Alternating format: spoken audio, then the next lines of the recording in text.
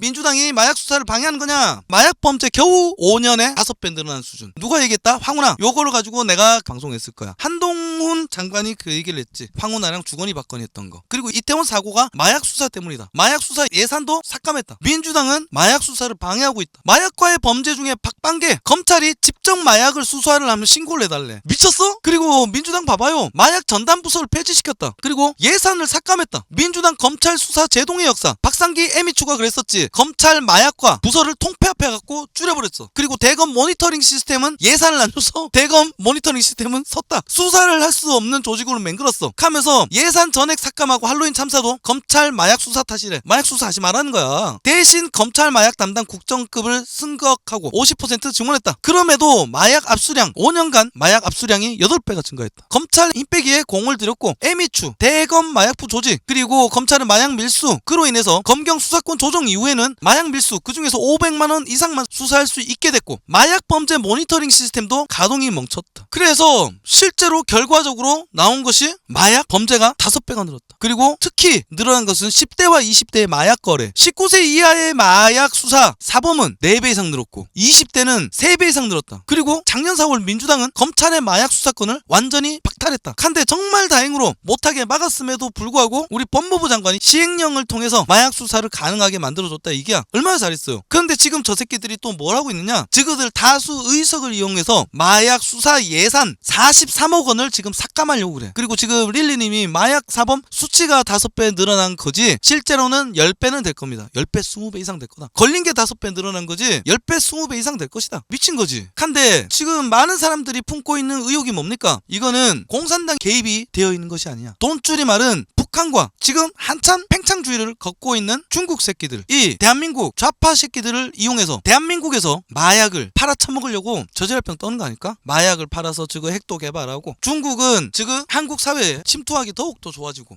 한국의 국력이 약해질 거니까. 그리고 북한은 그 돈 갖고 핵도 맹글고 저그들 인민들 돈도 좀 나눠주고 그런 과정을 거쳐서 저그들 권력 같은 것도 보다 강력하게 만들고 권력 집중도도 올리고 그리고 남한의 그 돈으로 또다시 부패한 빨갱이 정치인들을 매수하고 지원을 하고 결국에는 적화 통일을 노리는 거 아니냐. 저는 그 신빙성 있는 주장이라고 봐요. 자, 실제로 이번 대치동 학원가에서 애들한테 마약을 나눠주고 난 뒤에 너희들 처먹은 거 마약이야 돈 내놔 하면서 협박했었지. 근데 얘들도 실제로 캐서 보니까 총책이 중국에 있었다잖아. 그런데 대부분의 대한민국에 뿌려진 마약들은 무엇이냐? 북한산이라잖아. 북한산 마약이 중국을 통해서 한국을 들어와. 그리고 민주당 빨갱이 새끼들은 어떻게든 중국을 물고 빨고 있어. 중국 돈 못 벌어서 난리가 났어. 북한 똥꼬 못 빨아서 난리가 났어. 나는 이거 오래전부터 기획이 됐고 준비했던 것이 아닌가. 버닝썬도 승리 구속으로 어떻게 마감이 되고 섹스 스캔들로 눈을 돌려버렸지만은 결국에는 조국이가 관련됐던 내용이잖아. 그리고 대한민국의 마약 청정국이었던 이유가 대한민국은 금융실명제에다가 개인 간의 정보가 굉장히 투명한 나라란 말이야, 어떻게 보면. 그래서 핸드폰도 명의가 없으면 만들지를 못해요. 연락처의 수단은 정말 중요하지. 근데 요거를 뭐 했어? 서울시 이 박원순이가 뭔 짓거리 했어? 노숙인에게 스마트폰 무료 지급. 서울시가 스마트폰으로 노숙인의 사회소통을 돕는 활동에 나선다. 노숙인의 자활을 위해 뭐 사회 시선이 필요하다, 무슨 휴머니즘, 아름다운 이야기, 배품 이런 걸로 다가섰는데 쟤들이 정말 그런 새끼냔 말이야. 그리고 국내에서 마약 사범 전체의 43%가 중국인이랍니다. 그리고 국내 마약의 30%가 북한산이래요. 그 판매한 돈을 챙겨서 공산당 활동에 갖다 쓰고 북한에는 핵무기에 갖다 쓰고 간첩 활동에 갖다 쓰고 그리고 박원순이가 가장 호기롭게 진행했던 정책들 가만히 듣다 보면 이상한 거 많다니까. 왜 태양광에 그렇게 환장을 했을까? 왜 전기차에 그렇게 환장을 했을까? 이건 민주당 다 포함되는 얘기기는 하죠. 근데 이 태양광 패널 그리고 전기차 지원금 나라 돈을 털어서 중국 업체에다가 돈을 갖다 줬다라는 지적을 계속 해온 이유가 뭡니까? 패널들을 중국에서 수입해와서 한국에서 조립만 하면 국산으로 둔갑해서 우리의 세금으로 얘들에게 지원금을 줘서 태양광을 설치할 수 있게끔 만들었지. 그 전기차 역시 마찬가지입니다. 중국에서 팔고 있는 전기차를 한국에서 다시 조립을 해서 한국에 쫙 들여온 다음에 조립만 하면은 한국산이 되는 거야. 그거를 중국에서 20몇만 원짜리 한국에서 400만원씩 팔아쳐먹어. 왜? 보조금이 200만 원이 넘으니까. 그 중간 돈은 누가 처먹은 걸까? 그로 인해서 우리나라 전기차 업체들, 우리나라 전기 패널 생산 업체들 다 망해버린 거 아니야. 국산 패널 점유율이 국내에서 원래는 그래도 40% 60% 됐었어. 근데 점점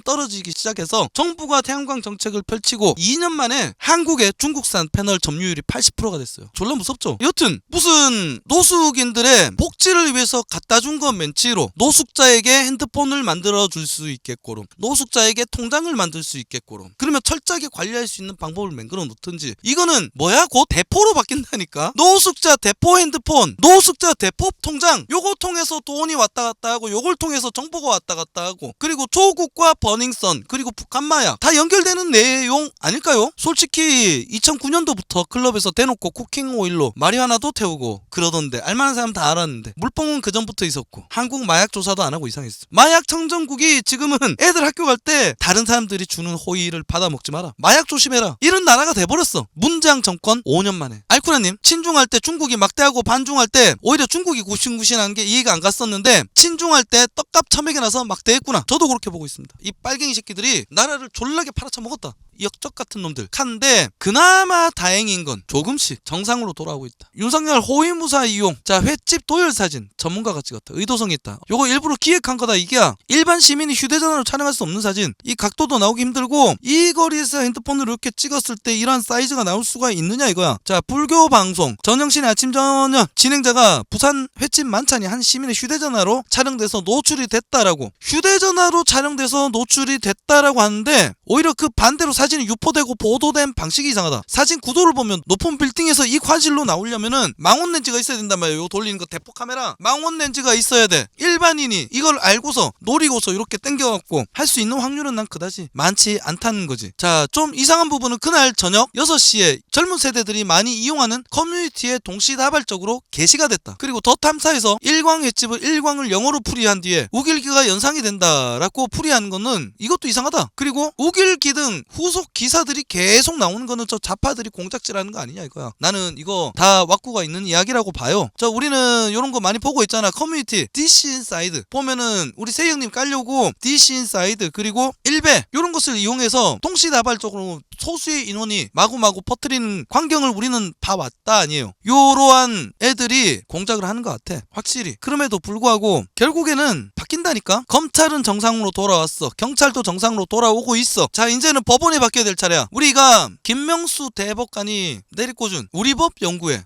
얘들이 곳곳에 도사리면서 판결을 작같이 내리고 있잖아요. 근데 이제 끝났어. 첫 법관 대표가 비인권법 우리법, 저 빨갱이들 그룹에 섞여있지 않은 사람이 전국 법관 대표회의 의장으로 선출이 됐다. 박원규 대전지법 부장판사. 자, 박원규 대전지법 부장판사가 전국 법관회의 대표회의 새 의장으로 선출됐다. 부의장은 김규동 서울고등법원 고법판사. 전국 법관 대표회의 고양시 사법연수원에서 원래 첫 정기회의 열고 새 의장단을 선출했다. 박 의장 서울대 경제학과를 졸업하고 행정고시에 합격해서 통일부 행정사무관으로 일하다가 사법시험에 합격해서 법관 생활을 시작했다. 전국 판사들이 비정기 모임이라던 전국 법관 대표회의, 양승대 전 대법원장 시절에 판사 블랙리스트 의혹 이후 법원 내 민주기구 필요성이 제기되면서 2018년도 문재인 정권 때 상설화가 됐다. 그 이후로는 줄곧 우리법연구회, 국제인권법연구회 출신 판사 새끼들이 장악해왔다. 근데 바뀌었다는 거지. 얘들이 원래는 제왕적 대법관을 맡겠다라고 대법원장을 견제하겠다면서 맹글어놓고, 사실상 저 문재인 정권이 임명해놓은 김명수를 물고 빠는 조직이 됐었다 이거야. 근데 요것도 지금 정상화되고 있다. 자, 이렇게 수사기관과 법률기관들, 사법기관들 모두 정상화로 돌아오고 있어요. 저 빨갱이 새끼들이 설치고 나대는 것도 얼마 안 남았다. 자, 우리도 지금 준비를 해야죠. 새 세상을 맞으려면은 이루어져야 된다. 다음 총선에서 우리가 반드시 승리를 해야 되지 않겠습니까? 투철한 마음으로 주변에 많이